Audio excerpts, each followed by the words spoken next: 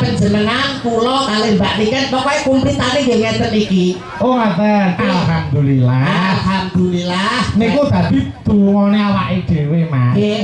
Yen to daerah keras mriki isih kersa gelar wayang, isih kersa gelar pertunjukan tegese piyai kene iki ayem tentrem kahanane. Saestu wong desa keras niku desa maju, nadyanto desa keras niku desa sing maju.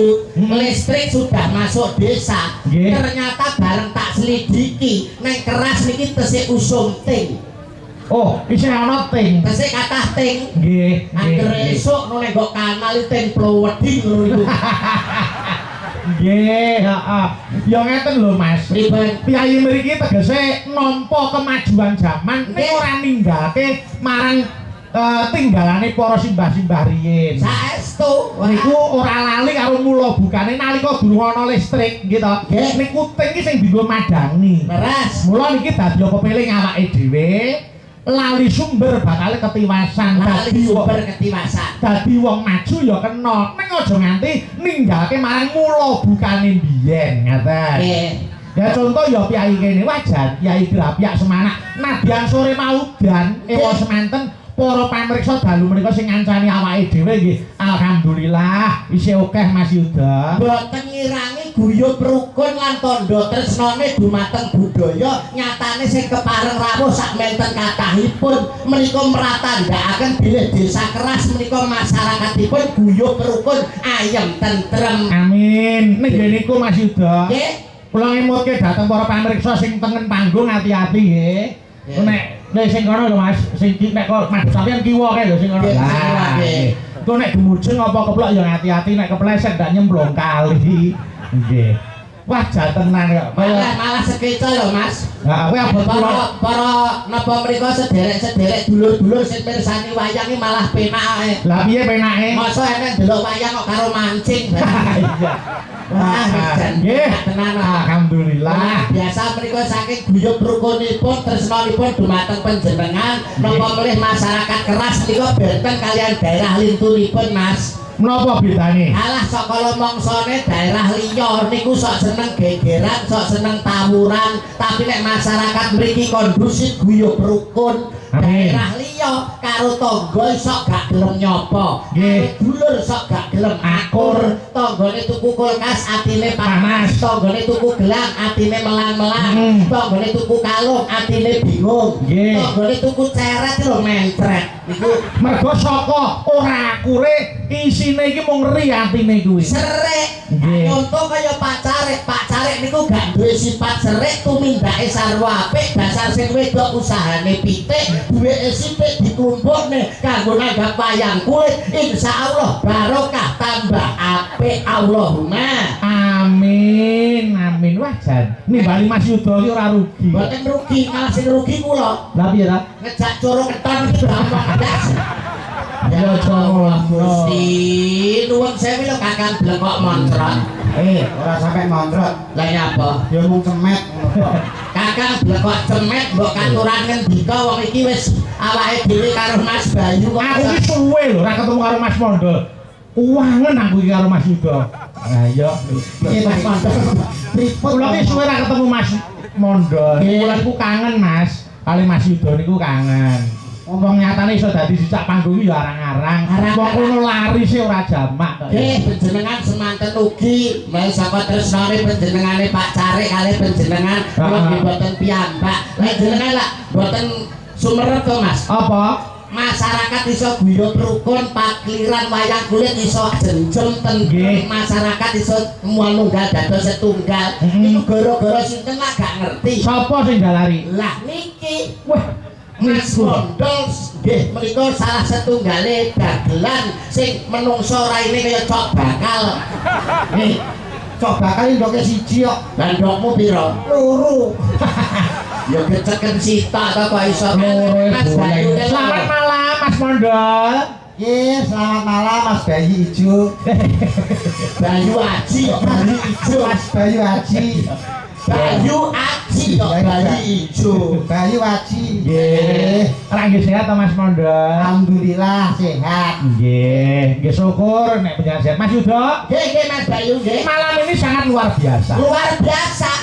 Napa mboten luar biasa kok panjenengane pacare hebat kok. Panjenengan wau rias teng pundi Mas? Transit teng pundi? Lah kuwi mau ning daleme sapa kali kanca-kanca kawitan Putrane nggih. Mbak Tika Nggih. kalah tumbas dalem utawa tumbas omah lawas. Saestu. Wah, lawange diukir. Oh. Cagake diukir. Jedinge tak kira ya diukir to Mas. Lah kira diukir to lha apa ora? Mboten diukir niku Lah Pak. jebule Dipangan rayap. ya ora to. Ora. Nah hebat garwane ngasta polisi. Betul. Luar Nggih. biasa. Heeh. Namung saged turun rembug rakitan mau klungsu-klungsu nderek udu. Napa Mas Yuda? Mugi-mugi keluarga Bapak Carik Sari Mbet Iba nggenipun kagungan kersa saestu pikantuk berkah rahayune Gusti satemah temanten kekalih dados temanten ingkang sakinah mawaddah lan warahmah. Amin. Saiki Amin. gendi kowe. Ndang, ngono. Samang ora iki jane cangkem apa to iki kok. Dienggo omong ke lho, pokoke Dungane mantene. ya ora ketang mung sedidik ki awakmu klungsu-klungsu melu udu. Ngono lho. Apa nek bandare apa dudu? Ngene iki. Lah, wis mulai menclek to. Jenenge klungsu-klungsu melu udu ki awakmu ki nyumbang apa ngono lho kanggo Pak Carik. Pangan dhewe arek sumbange Pak Carik. Ngene lho, kowe saka omah rene iki oleh-olehmu apa? Nggo Pak Carik kuwi lho. Wong kula niki mriki malah golek lho Mas kok nggo oleh-oleh. Oh alah, Koe wis karepmu ngono. Kowe iki keluargane Pak Carik iki ben piye ngono lho. yo ben ngono ae. Alah.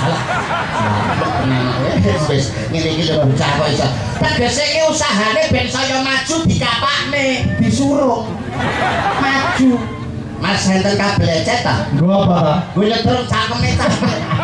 Ja omongan kok ora nek benere blas melu ndonga. Yen cara aku tumrape aku ngrasuk agama suci, tak dongakne barokah Allahu laka wa barokah alaika wa jamaah bainakum fil khair. Muga dadi keluarga sing kebak barokah lan dikumpulke karo wong-wong kang saleh. Allahumma Amin. menak lancar. Ayo kowe donga. Aku bosare kaya awakmu. Lho, ya kudu isa ta. Dikira ora iso kok. Kanggo temanten kok ndonga. Iya kanggo temanten. Ayo piye coba dongane. Rungokno. Oh nggih. Iya kok. Iya ya aku ra budek. Bocah Bismillahirrahmanirrahim.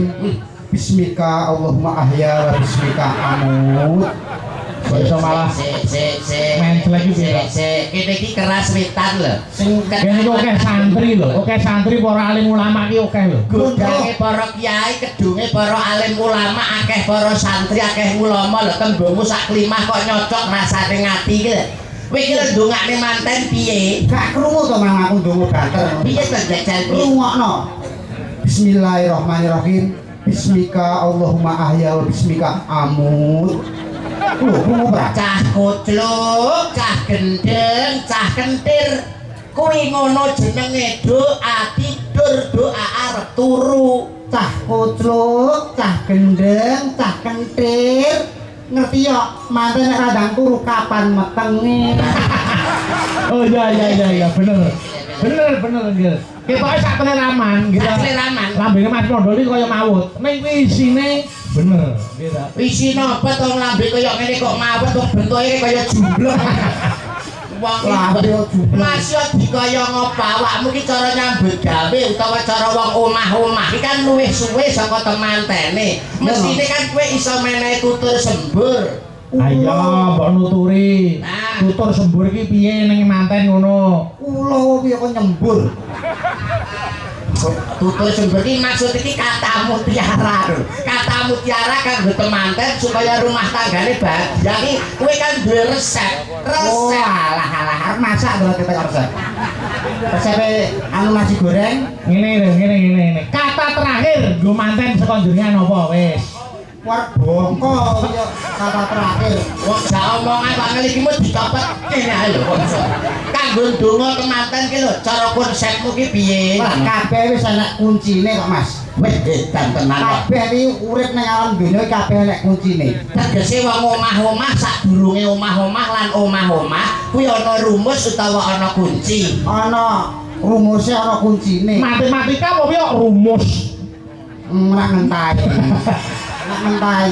Lalu adene tekoni ya sing tenanan wangsulan kok rumuse apa? Rumuse wong omah-omah, kunci wong omah-omah saurunge dadi manten kudu piye? Yo, tetap kuncinya hanya 3. Apa kuwi? A, B, C.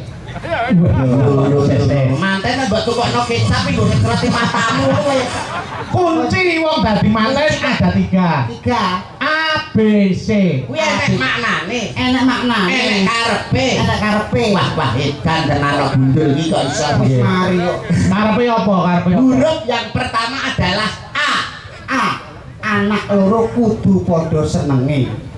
Iya bener. Bocah loro lanang wadon kudu padha senenge. Mergo wong dadi manten ora iso dipaksa rasane. Betul. Mula kudu padha senenge. Padha senenge. Nggih. Nek wis bar A terus B. B.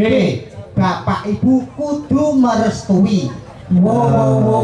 Bapak Ibu Kudu merestui. Merestui mergo restu wong tuwa ki padha karo ridhone pangeran supaya anak turune dadi keluarga sing bahagia. Amin. Bapak Ibu kudu Merestui. Terus A, B, C saiki. C. Cukup dibawa ke KUA. Sah. Mungkin agama, mungkin negara. hebat.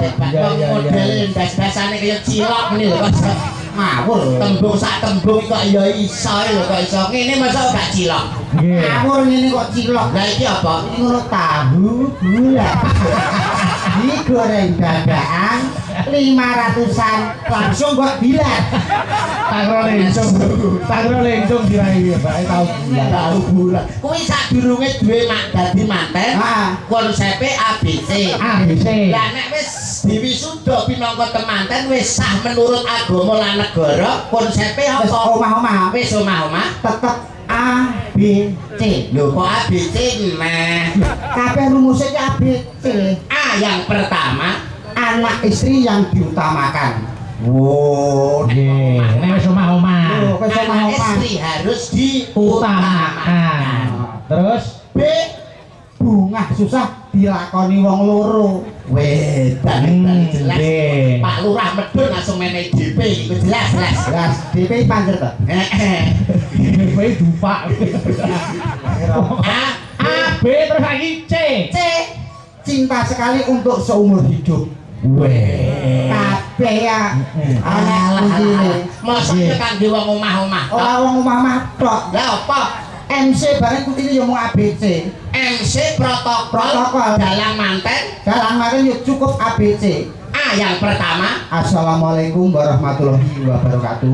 Oh iya, pembukaan. Terus B, B, Bapak-bapak, ibu-ibu hadirin sekalian, bageke. Terus C, cukup sekian, terima kasih. lah kok cekak men. Cekak awas kok. Oh iya. ngono kok jare kena kanggo patuladan iki lho. Nggih. Kowe iki ya nuwun